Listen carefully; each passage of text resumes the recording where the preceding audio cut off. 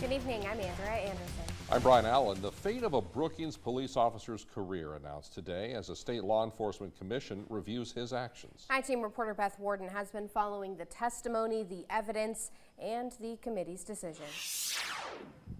At the Sioux Falls Ramkota, you'll find law enforcement from across the state gathering for various conference sessions.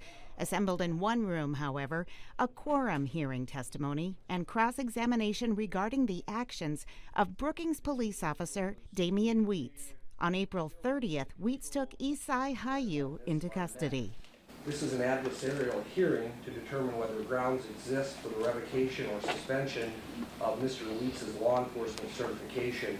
Mr. Wheats, do you understand the nature of these proceedings? I do.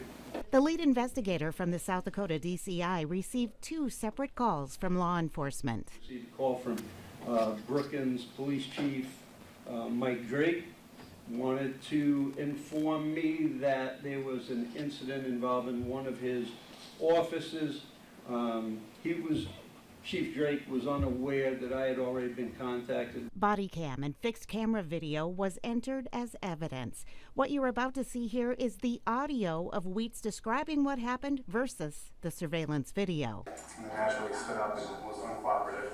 When I pushed him back down onto the seating bench, he hit his head on the cement wall. Okay. Was he unconscious for any time, any period of time? No. Stand up. Stand up. Now, the reason Hayu is not standing up is that he is unconscious. During my interviews, I spoke with witnesses that believed he was unconscious. Testimony also reveals Wheats denied that Hayu had passed out when medical staff asked him later. In a unanimous vote of 10-0, the South Dakota Law Enforcement Officers Standards and Training Commission issued the decision that Officer Damian Wheats was found to have engaged in conduct unbecoming to an officer. He will have a year's suspension of his certification.